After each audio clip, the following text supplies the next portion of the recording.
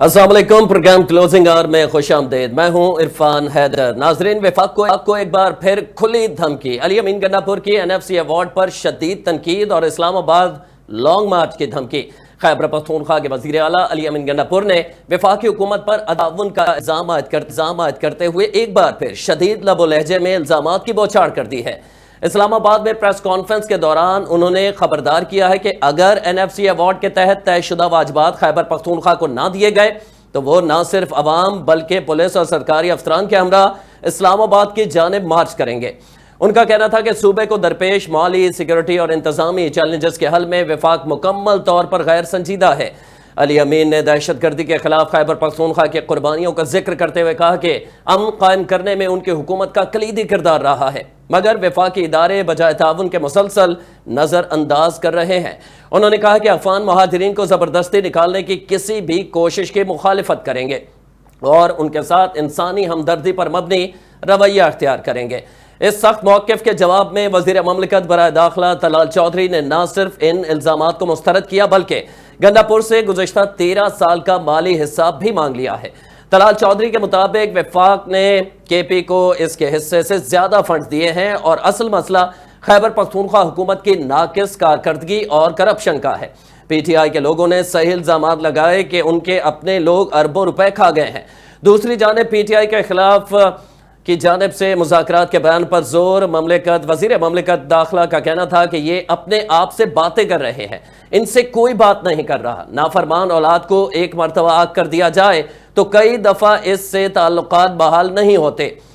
बानी PTI की जानिब से मुज़ाकरात की बातें खुद कलामी है। मुज़ाकरात इसी पार्लियामेंट में होंगे जहां से ये मुज़ाकरात तोड़ कर निकले थे।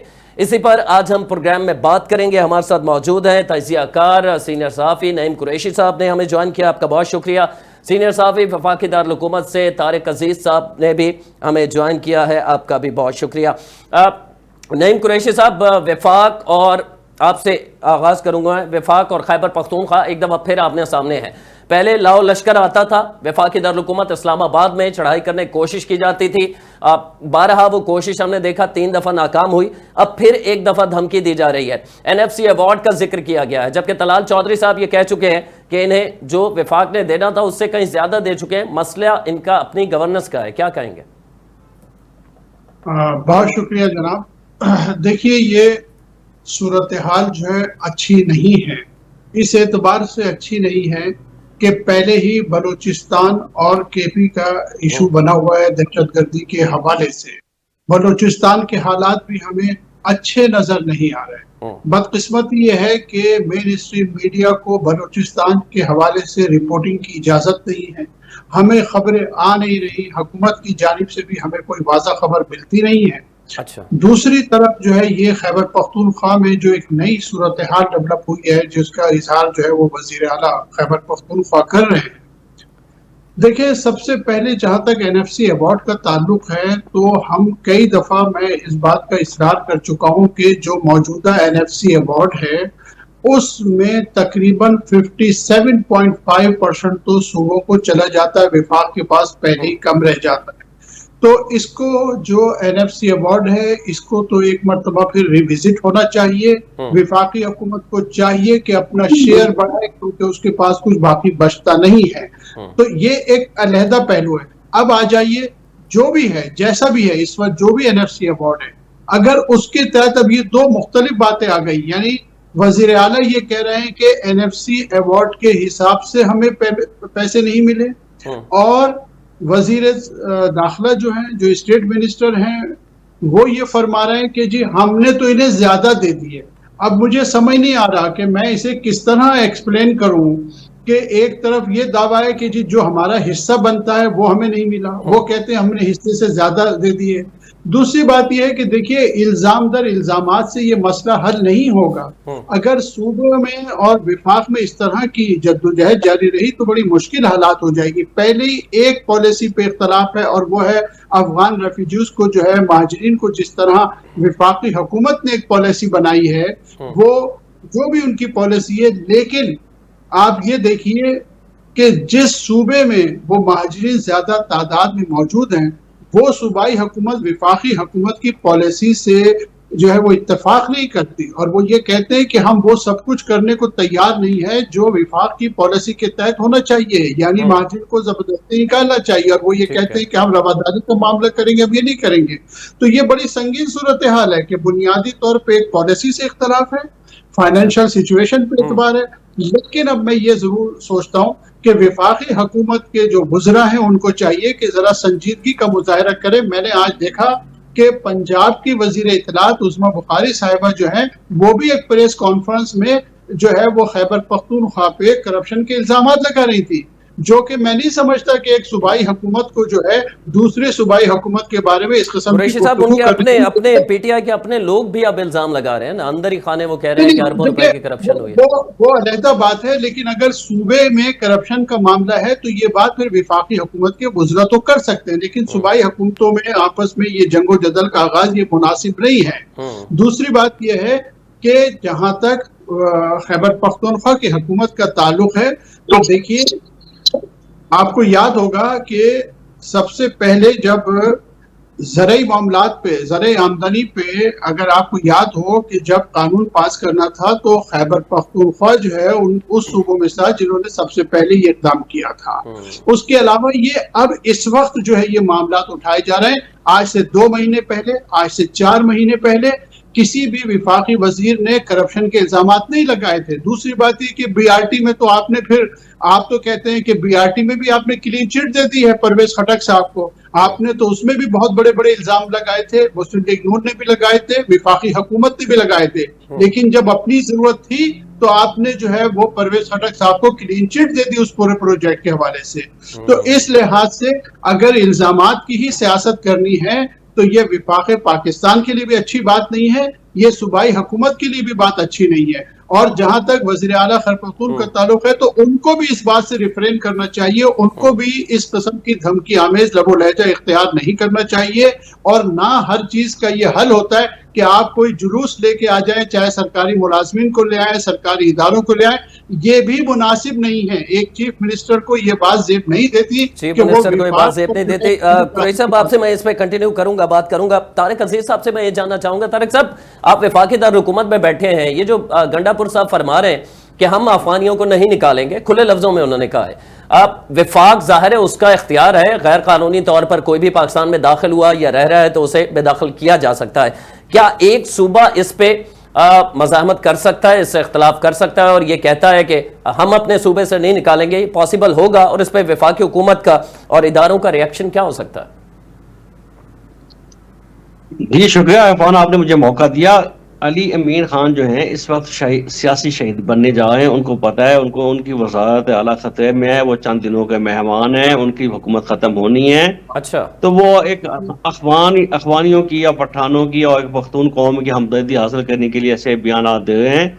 आपको भी पता है कि इनका जाना तय हो चुका है, ठहर चुका है। अभी कब जाते हैं जिसका फैसला होना बाकी है, इनका जाने का फैसला हो चुका है। तो अब वो इस किस्म के बयान दे के अपने लिए हमदर्दी पैदा करने की कोशिश करें और वफाक को भी चैलेंज करके तो बनना चाह रहे हैं कि हम, आप देखिए एक स्टेट का फैसला है, फेडरल गवर्नमेंट का फैसला है, स्टेट इंस्टीट्यूशन का फैसला है कि 31 मार्च की डेडलाइन थी, जो वो लोग नहीं गए उनको मुतअद्दिद नोटिस दिया गया, उनको वार्न किया गया, तंबीह की गई और वो लोग नहीं गए। तो अब अल्टीमेटली उनको ताकत के जोर के ऊपर निकाला जाएगा। और दुनिया का कोई मुल्क मुझे बता दें कि ऐसा हो सकता है कि किसी घर बैठ जाए और उसको वो बड़ी इज्जत से कहे यार चले जाएं चले जाएं चले जाएं, वो ना जाएं, और जब उनको जबरदस्ती निकाला जाए तो कोई बंदा कहे कि नहीं जी इनको हम नहीं जाने देंगे, हम इसको बैठाएंगे, यहाँ बैठाएंगे।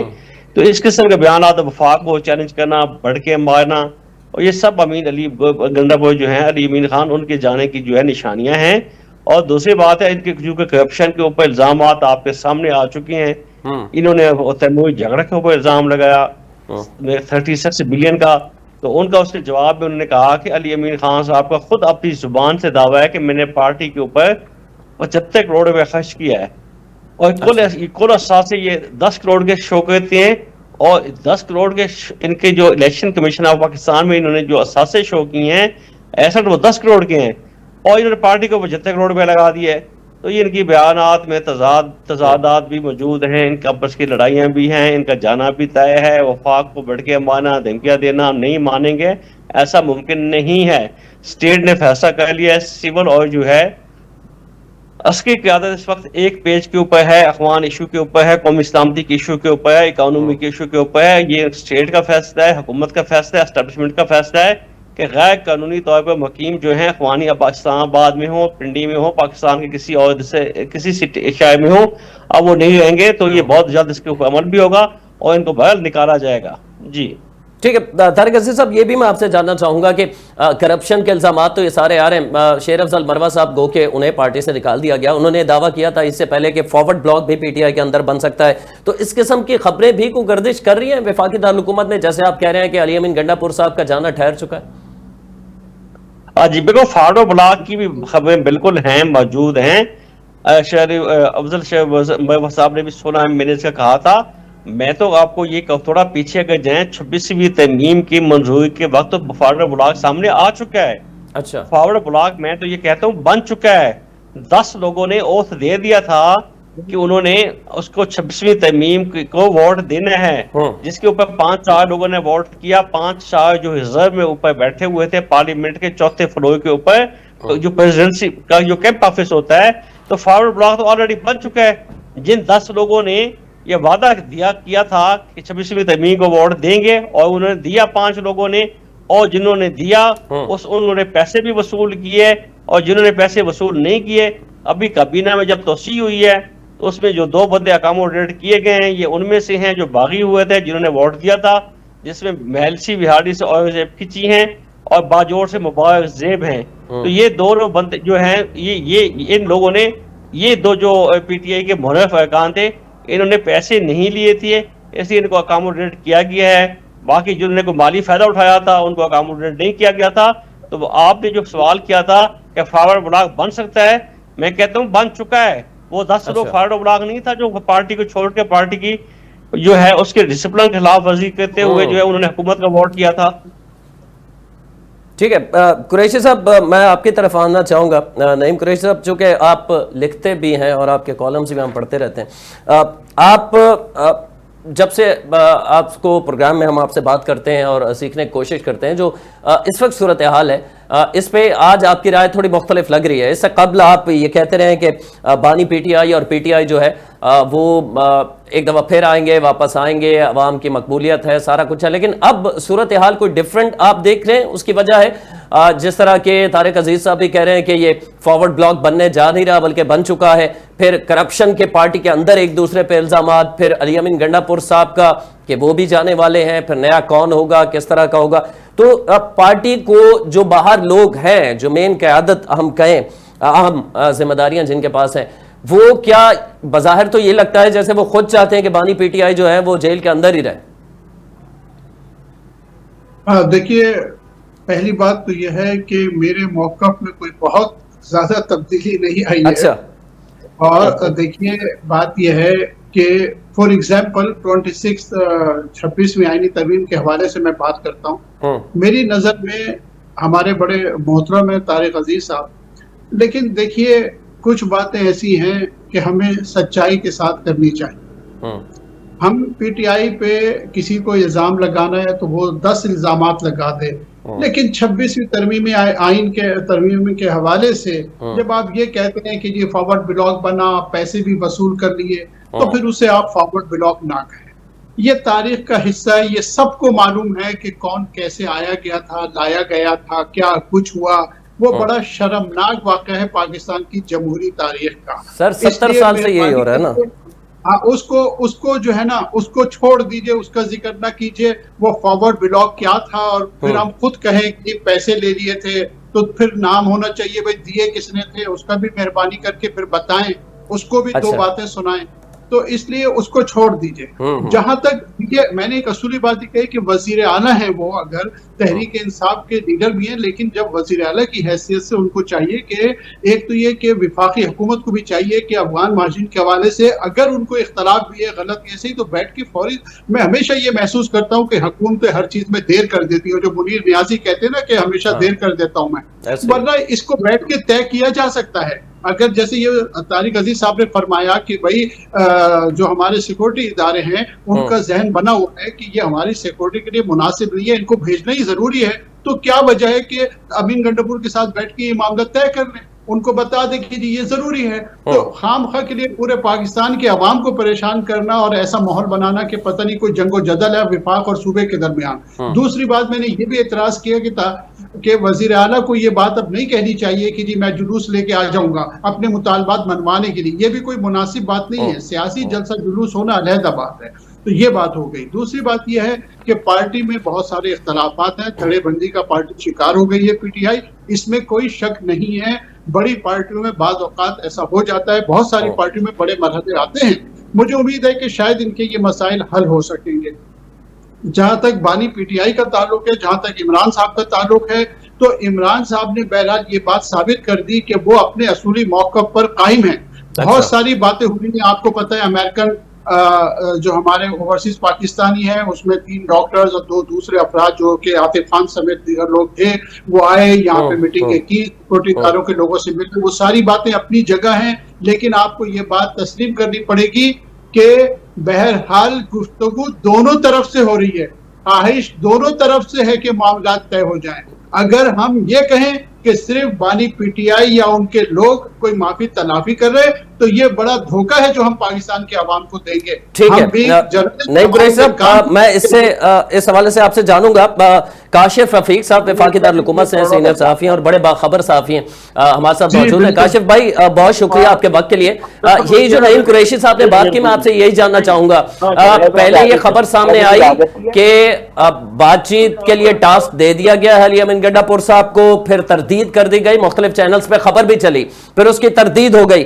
क्या कोई बातचीत काशिफ साहब चल रही है, और चल रही है तो उसकी नौयत क्या है, उसकी अहमियत क्या है, डिमांड्स क्या हैं दोनों जानब से उसकी? बहुत शुक्रिया इरफान साहब। इरफान साहब देखें, बातचीत का सिलसिला तो चल रहा है और अब से नहीं चल रहा, काफी टाइम से चल रहा है, ठीक है। लेकिन मामला ये है कि जिस वक्त गुफ्तगू का सिलसिला चलता है तो फिर कुछ ऐसी तहरीक इंसाफ के अंदर प्रॉक्सीज हैं जो समझती हैं कि ये गुफ्तगू का सिलसिला ब्रेक हो जाए, कुछ कहती हैं ये आगे चला जाए। देखिए, असल मामला ये है कि इस तहरीक इंसाफ में जो लोग भी इलेक्शन जीत के आए, असेंबली या सेनेट में बैठे हैं, वजीर आला बन के बैठे हैं, वो सारे इमरान खान की वजह से वोट लेके आए हैं। अब उनको उनमें मामला ये है कि उनमें से हर बंदा ये समझता है कि उसकी जो स्ट्रेटजी है वो ठीक है। देखना यह है कि तहरीक इंसाफ डील लेने की मुतमन्नी है या हुकूमत मजबूर है डील देने में। अच्छा, हुकूमत के तो अपने सारे अहदाफ मुकम्मल हो चुके, अदलिया में उनकी इंस्टॉलेशन हो चुकी, आईनी तरमीम हो चुकी, चीजें हो चुकी। बानी तहरीक इंसाफ जो है वो इस टाइम अदलिया की महरूम मिन्नत है, उस अदलिया की महरूम मिन्नत है जिनकी वो क्रिटिसाइज करते रहे।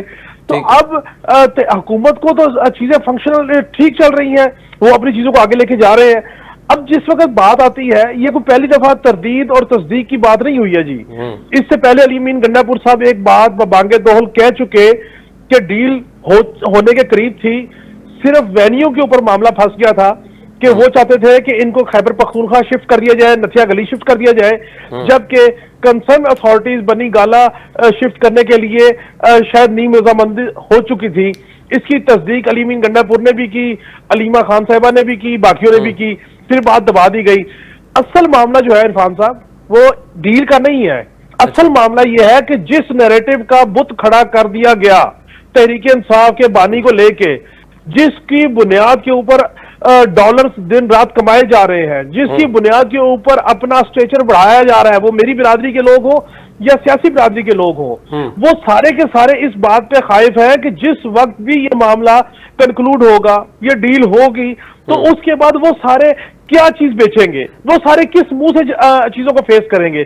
जो आज तक ये कहते रहे कि डट के खड़ा है कप्तान, जब डील कंक्लूड होगी जो एक ना एक दिन होनी है, तो फिर कैसे कहेंगे कि जी डट के कैसे खड़ा रहा कप्तान और कैसे चीजें एग्जीक्यूट होंगी। सो मैं ये समझता हूं कि पाकिस्तान की सियासत में कुछ भी हरफ आखिर नहीं। हमने वो तहरीक भी देखी कि क्यों निकाला की तहरीक चली, फिर नवाज शरीफ साहब को सजा हो गई, फिर वो लंदन से आगे जेल में आ गए, फिर बाहर चले गए, फिर उसके बाद एक ऐसा सिनेरियो भी आया, आज से 4 साल पहले की बात है कि सेनेट का इलेक्शन तहरीक इंसाफ की लोग हार गए थे, हफीज शेख साहब हार गए थे और यूसुफ ज़गलानी जीत गए थे, और उस वक्त गारंटी नून लीग की टिकट के ऊपर थी, जो तहरीक इंसाफ के लोगों ने मुखालिफ जाके वोट दिए।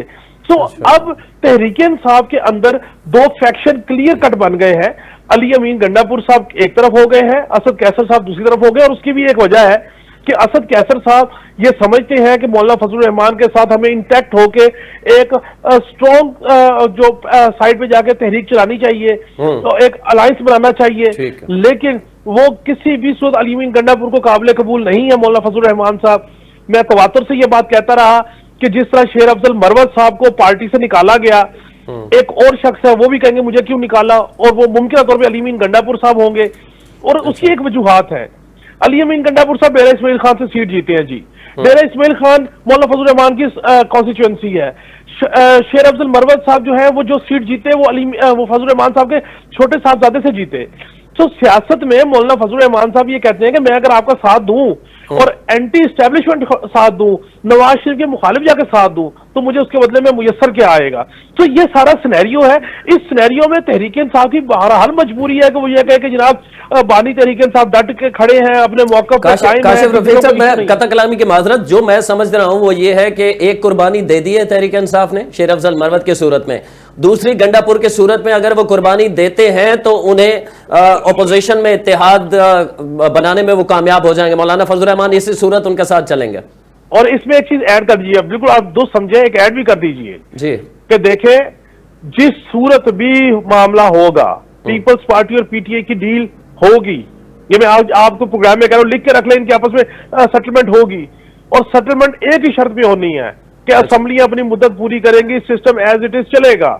ठीक है, लेकिन वो सिर्फ इस कोशिश में है कि पीपल्स पार्टी को ये ऑप्शन मिल जाए कि आप इन हाउस चेंज करना चाहते हो तो कोई मजाइका नहीं है। शहर इक़्तिदार में ये बात ज़ेरे गर्दिश है कि 2.5 साल शहबाज शरीफ साहब ने वजीर आजम रहना है, तो 2.5 साल पीपल्स पार्टी का कोई शख्स जो है वजीर आजम रहेगा। अच्छा। तो ये इसमें कितनी सदाकत है, मैं इसमें कोई बात नहीं करता, ये मैं आपको कह रहा हूँ शहर इक़्तिदार में ये स्पेकुलेशंस है।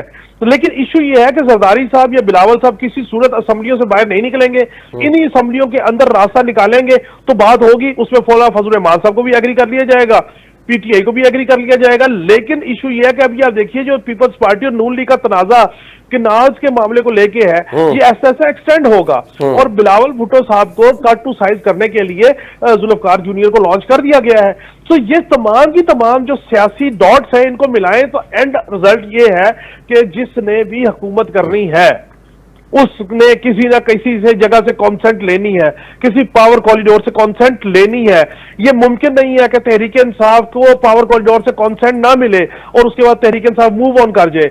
हमने तो ये बात नहीं की, ये तहरीक इंसाफ के अंदर के लोग कह रहे हैं कि पार्टी के अंदर अंदरूनी खलफिशार है, धड़ेबंदी है, फॉरवर्ड ब्लॉक है, ये इनके लोग कर रहे हैं। इसका मतलब है कुछ ना कुछ तो चीज है जिसके अंदर ये सारा मामला चल रहा है। तो मैं ये समझता हूं कि तहरीक इंसाफ का एक इशू ये है कि सेंट्रल कमांड नहीं है, कोई एक दूसरे को तस्लीम करने को तैयार नहीं है, और बानी के पास जो जाता है वो अपने मतलब निकाल के बाहर आकर कहता है जी मुझे बानी ने ये बात कह दी।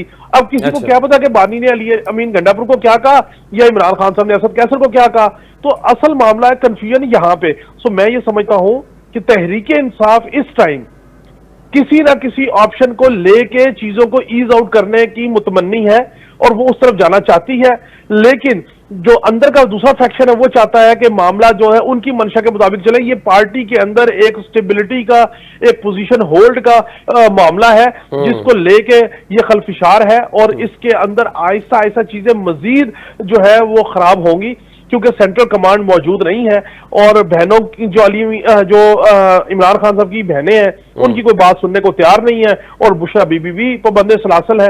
सो इस सारे मामले में देखिएगा कि जिस वक्त अली अमीन गंडापुर की तरफ गर्म हवा चलना शुरू होगी, अच्छा, तो उसके बाद पार्टी के अंदर एक वाज़ेह तकसीम होना शुरू हो जाएगी।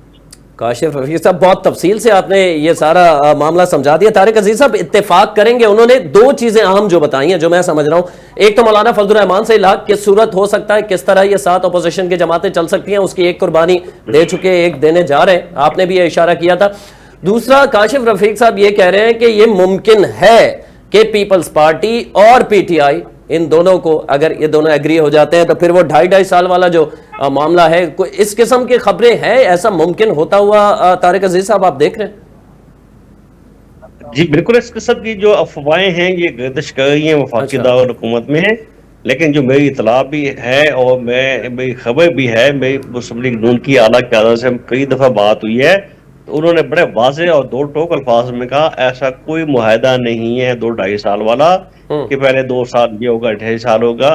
तो उनका ये कहना था और मेरी यही खबर है। अच्छा, कि अगर 5 इसको साल मुआहदे को के तारिक बाद अजीज साहब हम साइड पर रख देते हैं, पीपल्स पार्टी और ये तहरीक इंसाफ फैसला कर लेते हैं कि हम ऐवान में जो है अपना वजीर आजम ले आते हैं, फिर पीपल्स पार्टी और पीटीआई। पीटीआई। अच्छा ये भी, हाँ जी, पीपल्स पार्टी की तो पहले दिन से ख्वाहिश थी।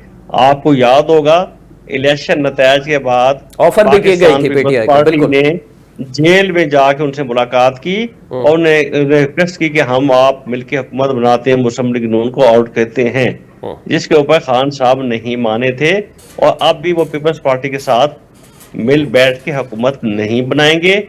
नंबर 1।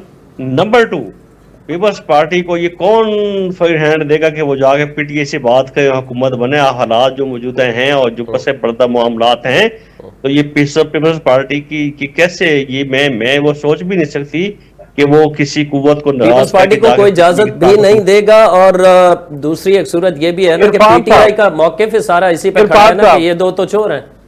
इरफान साहब। जी जी जी काशिफ साहब। जी काशिफ भाई, आप बोलना चाह रहे हैं?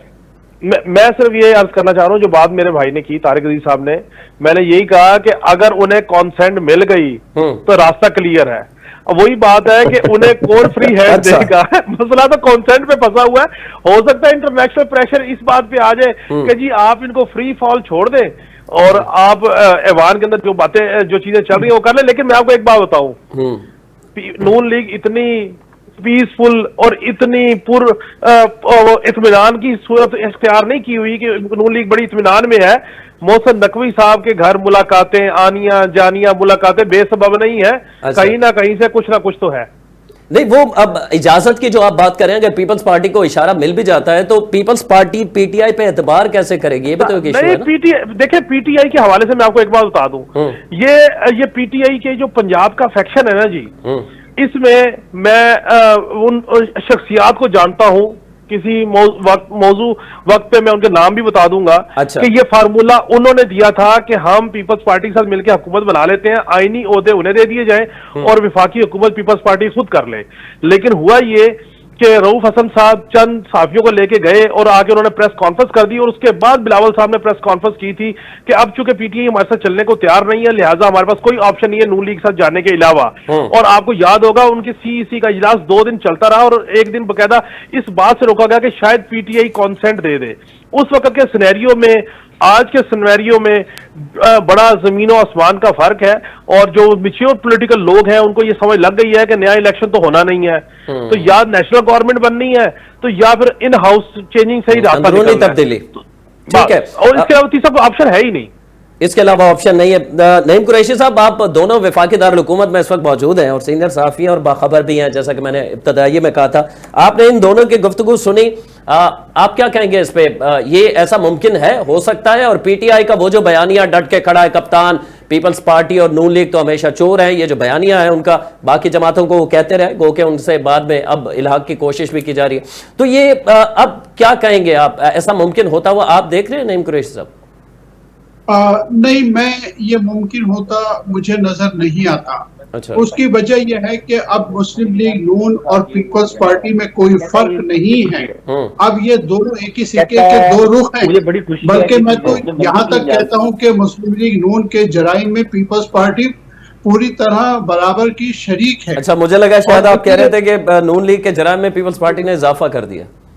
जी, अब तो खुदा आपको खुश रखे। अच्छा देखिए, ये जो हमारे काशिफ भाई है ना, हाँ, काशिफ भाई की जो इन्होंने तजिया किया है पीटीआई की इंटरनल पॉलिटिक्स के हवाले से, मैं बिल्कुल उससे इत्तेफाक करता हूँ। अच्छा। लेकिन एक खास जुमला जो काशिफ भाई ने कहा ना कि जी उन लोगों का क्या होगा जो अपना ये बयानिया चला रहे हैं कि डट के खड़ा है कप्तान, तो देखिए जब आप ये रेफर करते हैं ना तो आप कुछ मखसूस यूट्यूबर्स की बात करते हैं, कुछ लोगों की बात करते हैं, तो आप ये बात जहन में रखें कि पीटीआई की पॉलिटिक्स इतनी छोटी बहरहाल नहीं है कि वो 2-4 यूट्यूबर्स अपनी मकासद और अपनी मतलब बरारी के लिए जो है ये मुआहिदा नहीं होने देंगे एस्टेब्लिशमेंट के साथ, नॉट विद पीपल्स पार्टी और मुस्लिम लीग नॉट। मेरा कहना यह है कि ये बात को आप समझें कि इस वक्त पीटीआई के साथ पीटीआई को इंगेज करना इदारों की भी मजबूरी है, और ये बात काशिफ भाई अच्छी तरह जानते हैं कि उनकी क्या मजबूरियां हैं और उनकी कोशिशों को भी जानते हैं। खुद भी वो एडमिट कर रहे हैं कि काफी अरसे से बातचीत हो रही है। तो बातचीत जब होती है तो दोनों फरीकों की जरूरत के तहत दोनों फरीकों की मर्जी से गुफ्तगू हो रही होती है, और खास तौर से जब एक पार्टी का चेयरमैन जेल में बैठा हो, जब उससे गुफ्तगू हो रही होती है तो इसका मतलब यह है कि दूसरा फरीक उसके पास जा रहा है और उससे बातचीत कर रहा है। और आज तो इतने मजबूर हो गए हैं कि आज ओवरसीज पाकिस्तानियों को बुलाया भी जाता है, मजीद बुलाया जा रहा है, अच्छा। उनको कन्विंस किया जा रहा है। तो ये बात हमें समझने की जरूरत है, ये बात हम समझते भी हैं, और काशिफ साहब भी, तारिक अजीज साहब जैसे बाखबर साहब भी सब जानते हैं कि कहां से प्रेशर है, क्या सूरत हाल है, किस किस की मजबूरियां हैं। तो मैं ये समझता हूं कि पाकिस्तान के अजीम तर मफाद में अगर किसी किस्म की कोई बाइज्जत मुफाहमत हो जाए, पीटीआई के लिए भी और हमारे इदारों के लिए भी और मौजूदा हुकूमत के लिए भी अच्छा होगा। तारिक अजीज साहब, ये इब्तदाइया है, हम इसे कहें बिल्कुल इब्तदा है, जो काशिफ रफीक साहब ने भी जिस तरफ इशारा किया, पीपल्स पार्टी और नून लीग के दरमियान कैनाल्स का जो इशू है, जाहिर है ये मामला, इस पे बयानात बढ़ते जा रहे हैं। आज पंजाब हुकूमत ने भी इस पे बात की, फिर इससे कबल हम देख चुके हैं कि वफाकी वज़रा भी इस पे बात कर चुके हैं, सिंध हुकूमत बारहा। कल हमने देखा था कि बिलावल भुट्टो ने जब जलसे में खिताब किया तो उन्होंने इसको फिर दोहराया कि इस पे कंप्रोमाइज नहीं किया जाएगा। अलबत्ता दूसरी तरफ पंजाब हुकूमत ये भी कह रही है कि सदर साहब ने खुद दस्तखत कर दिए, इस पे डॉक्यूमेंट है वो। तो अब जी, पहले मैं दो बातें पीछे चला जाऊं। अच्छा, कभी भी पाकिस्तान तहरीक इंसाफ और मौलाना फजल रहमान JUI एक प्लेटफॉर्म पे खड़े नहीं होंगे, इत्तेहाद नहीं हो सकता। ये मेरी अंडरस्टैंडिंग समझे, मेरी सियासी जो थोड़ी बहुत सहाफी समझ बूझ है, चूंकि इनका दोनों का जो वोट बैंक है एंटी अगर इमरान के है, मौलाना का है, JUI का है, JUI का उनके खिलाफ है, ये कभी भी एक प्लेटफॉर्म पे खड़े नहीं होंगे। दूसरी बात जो मैं ये भी वजाहत कर दूं, जो मैं समझता हूँ, अली अमीन गंडापुर को मौलाना की फरमाइश के ऊपर नहीं हटाया जाएगा। अच्छा, जो आप इस तरह दिन कहें, अगर अली अमीन साहब जाते हैं तो उसकी वजह बुशरा बेगम है, और वो उसके बैकग्राउंड है कि वो इतना टाइम हो, तो मैं क्या बुशरा बेगम बिल्कुल टाइम है, आप बताएं बुशरा बीबी क्या मतलब वो अपना कंट्रोल चाहती हैं? बुशरा बेगम का मुतालिक जब वो वहां से यहाँ शिफ्ट करके वहां के पी के गई, तो वहां उन्होंने पार्टी की मीटिंग शुरू की और इंस्ट्रक्शन शुरू की, हिदायत की। तो उसके ऊपर अली अमीन गंडापुर ने ऑन द रिकॉर्ड तो कुछ नहीं कहा, ऑफ द रिकॉर्ड उन्होंने बड़ा एतराज भी किया, इवन के बड़ा नाजेबा अल्फाज इस्तेमाल किए बुशरा बेगम के लिए, और वो अल्फाज बानी PTI को जेल तक पहुंचा दिए गए। तो ये मौलाना की ख्वाहिश फरमाइश या मौलाना को खुश करने के लिए अली अमीन को नहीं हटाया जाएगा, बल्कि उसकी वजह बुशरा बेगम है, और इसलिए ये इकट्ठे भी नहीं हो सकते। और पहले वो मैं कह चुका कि ये 5 साल ही ये हुकूमत रहेगी, वो 2.5 साल वाला मनसूबा भी नहीं है। अब अगला क्वेश्चन आपका क्या था, मुझे रिपीट कर दे, मैं थोड़ा सा माजी में चला गया पिछले सवालों में। अभी आप रिफ्रेश किया। मैं कैनाल्स की बात कर रहा था, पीपल्स पार्टी और नून लीग के दरमियान मजीद बढ़ेंगी कैनाल के ऊपर बिल्कुल। मैं इसके ऊपर ये भी मेरी अंडरस्टैंडिंग मालूमात, जब मैं जितना समझ सकता हूँ सियासत को ये तयशुदा मामला है। पीपल्स पार्टी जो है ऑन बोर्ड है। आसिफ अली जरदारी बिल्कुल वहां गए थे, SFIC के इजलास में थे। जनरल साहब जो है FSI को जो हेड करते हैं, उन्होंने ब्रीफिंग दी थी, प्रेजेंटेशन दी थी, डॉक्यूमेंट्स दिखाए थे, जिसके ऊपर प्रेसिडेंट ऑफ पाकिस्तान ने एग्री किया हुआ है, दस्तखत किया हुआ है। और ये आप याद रख लें कि पाकिस्तान पीपल्स पार्टी इससे आगे पीछे नहीं जाएगी। ये जो और ये भी बिल्कुल मैं इस बात पे कन्विंस हूँ, और मेरी इतला यही है कि आसिफ अली जरदारी साहब जो है, जो उनको हॉस्पिटलाइज हुए हैं, उनकी तबीयत नासाज हो गई, कोविड हो गया, वो चले गए। आज डॉक्टर आसिम का बयान आएगा, उनकी तबीयत ठीक हो गई है, 1-2 दिनों में डिस्चार्ज हो जाएंगे, घर आ जाएंगे। तो ये भी वहाँ पे आसिफ अली जरदारी साहब जो है गड़ी खुदाबाशी में वहां जाके स्पीच नहीं करना चाहते थे, क्योंकि वो वाज़ेह नहीं थे कि पानी के मौक़िफ़ के ऊपर वो हाँ, इसे इस मजीद चर्चा दोहराया को- चाहे वो इस पे बात नहीं करना चाहते थे। बिल्कुल, ये और भी कुछ साफ इस किस्म की बात कर चुके हैं। मैं कुछ कहना चाहता हूँ जी जी जी, इरफान साहब, मैं चाह रहा था काशिफ रफीक साहब से, मैं ज़ाहिर उनके पास टाइम कम था, वो कह रहे थे मैं कहीं बाहर हूं, तो मैं चाह रहा था काशिफ रफीक साहब से मैं इतना जान लूं कि ये पीपल्स पार्टी और नून लीग के दरमियान दूरियां बढ़ती हुई आप देख रहे हैं काशिफ साहब, या ये मामला विचो खाते जो है वो एक ही है और अंडरस्टैंडिंग जैसा कि तारिक अजीज साहब कह रहे हैं हो चुकी है? देखिए इरफान साहब, एक चीज तो समझ लीजिए कि बुनियादी तौर पे तहरीक इंसाफ के इमर्ज होने से पहले नून लीग और पीपल्स पार्टी 30-35 साल एक दूसरे की हरीफ जमात रही। हर कॉन्स्टिट्यूंसी में थोड़ा या ज्यादा एक दूसरे का मुखालिफ वोट बैंक मौजूद था, लेकिन जिस वक्त मफाहमत की पॉलिसी को साथ लगाया गया और चीजें की गई तो उससे पीपल्स पार्टी के वोट बैंक को नुकसान पहुंचा। और जब 2018 का इलेक्शन था, पंजाब के अंदर नुकसान हुआ। बिलखसूस जहांगीर तरीन साहब ने डेलीबरेटली ये एक्टिविटी की कि पीपल्स पार्टी के लोगों को पीटीआई में लेके आए ताकि 1-on-1 का बैटल हो नून लीग का और तहरीक इंसाफ का। कुछ भी आप कर लें, मैं जाती तौर पे, ये मेरी जाती राय है, मैं जाती तौर पे समझता हूं कि जरदारी साहब ने पिछले 20 साल में ऐसी पॉलिटिक्स डिजाइन की है कि उन्होंने सिंध के अंदर अपोजिशन खड़ी होने नहीं दी और पंजाब से नून लीग के खिलाफ अपोजिशन खत्म होने नहीं दी। अच्छा, अब आज भी देखिए कि अगर आप पीटीआई को जरा ओपन एंड दे दीजिए तो सबसे पहले पंजाब में टफ फाइट उनकी नून लीग के साथ होगी, पीपल्स पार्टी तो वहां पे बराए नाम है, लेकिन सिंध में पीटीआई उस तरह की टफ फाइट नहीं दे सकती पीपल्स पार्टी को, क्योंकि जरदारी साहब का एक अपना एक तरीका कार है सियासत करने का और सिंध का एक अपना डायनेमिक्स है सियासत का। सो अब आप ये इस सारी पॉलिसी को कब तक एक्टिवेट करते हैं? एक नुक्ते के ऊपर तो समझ आती है कि जरदारी साहब और नवाज शरीफ साहब इकट्ठे हैं कि जो थर्ड पॉलिटिकल फोर्स है पीटीआई, इसको किस तरीके से हम तोड़ दें, इसको किस तरीके से हम इसके फैक्शंस कर दें, इसका हाल वैसे कर दें जैसे मुस्लिम लीग का माजी में होता रहा कि मुस्लिम लीग जुनेजो जिया और पता नहीं क्या क्या बन गई।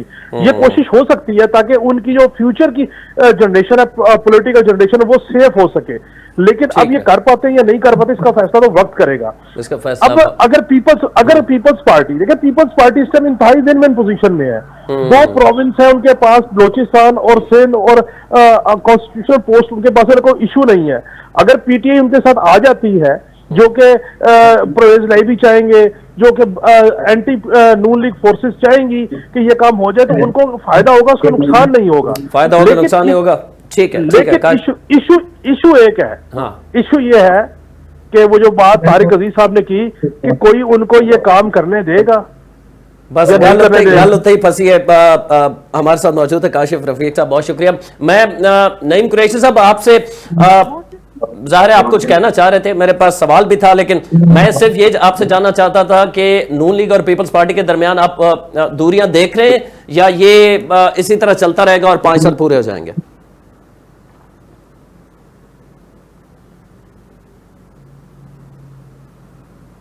नईम कुरैशी साहब, आप सुन सकते हैं हमें? ठीक है, हमारे पास, ठीक है, ठीक है, हमारा राब्ता मुनक़ता हो गया और इतने हमारा टाइम भी प्रोग्राम का जो है वो भी तकरीबन ख़त्म हो चुका है। तो नाज़रीन, अगले प्रोग्राम तक के लिए इरफान हैदर को इजाज़त दीजिए। अल्लाह निगहबान।